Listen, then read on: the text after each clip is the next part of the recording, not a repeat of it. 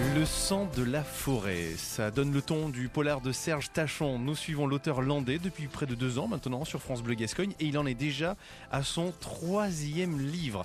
Le sang de la forêt aux éditions Kern dans la collection du Noir au Sud. Bonsoir Serge Tachon. Bonsoir Thomas. Ravi de vous accueillir aujourd'hui sur France Bleu Gascogne. Donc votre 3e polar en si peu de temps. Où trouvez-vous les idées et puis le temps pour écrire parce que vous avez une activité en plus à côté? Ah oui, bien sûr, oui, j'ai une activité salariée, oui. Où je trouve le temps, c'est mon loisir. Comme d'autres vont faire du vélo ou vont faire des promenades à la montagne, moi j'écris. Quand j'ai le temps, j'écris. Et les idées alors, d'où est-ce qu'elles arrivent? Les idées, alors ça, c'est le grand mystère de la vie. D'où elles viennent, je ne sais pas, mais elles me viennent en tout cas.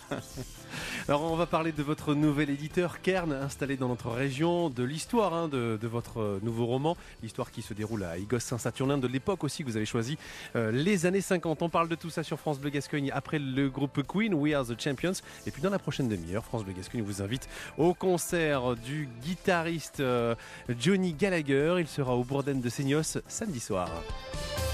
France Bleu Gascogne, jusqu'à 19h, ça vaut le détour.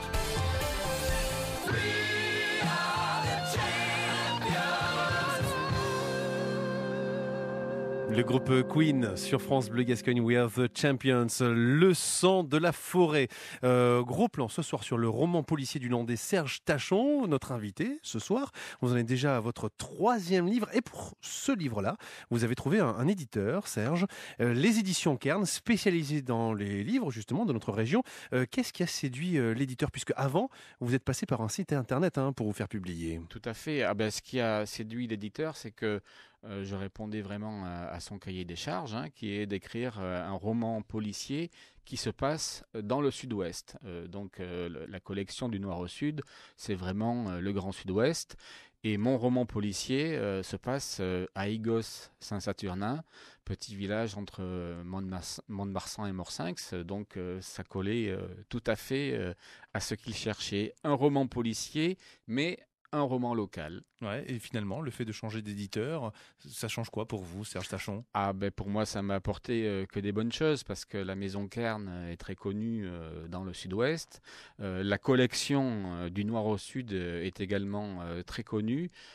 Donc évidemment, quand vous arrivez chez un libraire en expliquant que vous êtes publié chez Kern, on n'a pas le même accueil que quand on est auto-édité. Ça, c'est clair et ça change tout.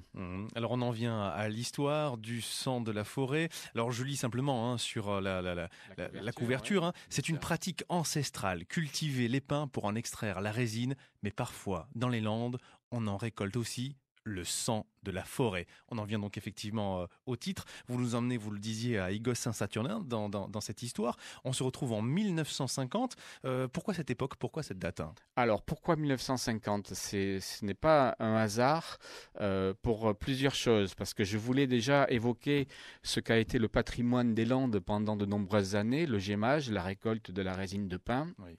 Et puis 1950, parce que ce sont les années d'après-guerre, où beaucoup de gens, pour les chanceux qui revenaient de la guerre, parce que malheureusement certains n'en sont pas revenus, il y avait donc les souvenirs de guerre évoqués, et la guerre a provoqué aussi beaucoup de rancœur à l'égard de personnes que l'on a soupçonnées de collaboration, ou de certains trafics ou d'autres choses pas très propres dans ce domaine-là.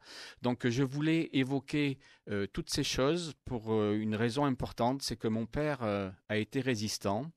Et je voulais, à travers ce récit, rendre hommage à mon père parce que malheureusement, quand j'étais adolescent, j'avais pas trop envie d'écouter les anecdotes que lui voulait nous raconter.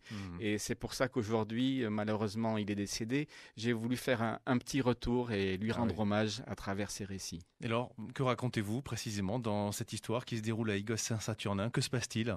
Alors, il se passe que deux étrangères, une femme et sa belle-fille, une femme qui est veuve donc, et sa belle-fille, débarquent dans le village à la rencontre d'une cousine par alliance qui normalement devrait les accueillir. Et puis, elle ne les accueille pas. Donc, cette femme et sa belle-fille se retrouvent à la rue. Elle trouve du travail chez un propriétaire terrien. Voilà, dans une ferme. Dans une ferme à Igos, un peu à l'extérieur d'Igos, dans une maison au bout d'un chemin, presque dans la forêt. Et dès que ces femmes arrivent dans le village, il y a une série de meurtres. Alors, est-ce que c'est en lien ou pas? Voilà, évidemment, la question les langues vont bon train et on les accuse d'être à l'origine de ces meurtres. Alors, comment est-ce que vous avez travaillé sur cette histoire finalement, Serge Tachon? Vous avez effectué des recherches approfondies sur Igos, sur les Landes, sur les années 50. Je rappelle juste que vos 2 précédents polars étaient en lien avec, on va dire, l'esprit britannique. Hein. Donc, loin finalement de ce décor-là. Ah oui, tout à fait. C'était pas du tout le même décor.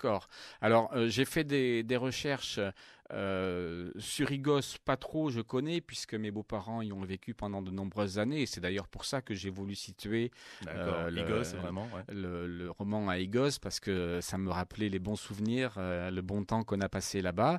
Par contre, j'ai fait beaucoup de recherches sur le gémage, la récolte de la résine de pin, et puis aussi sur une préoccupation de ces années-là, qui était l'abolition du métayage, qui a été une lutte des syndicats agricoles à cette époque-là.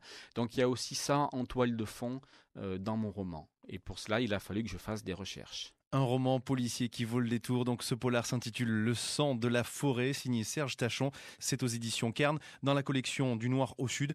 Merci d'être venu nous en parler parce que ça vaut évidemment le détour. Serge Tachon, bonne soirée et à très vite. Merci Thomas, à bientôt. France Bleu Gascogne. Jusqu'à 19h, ça vaut le détour.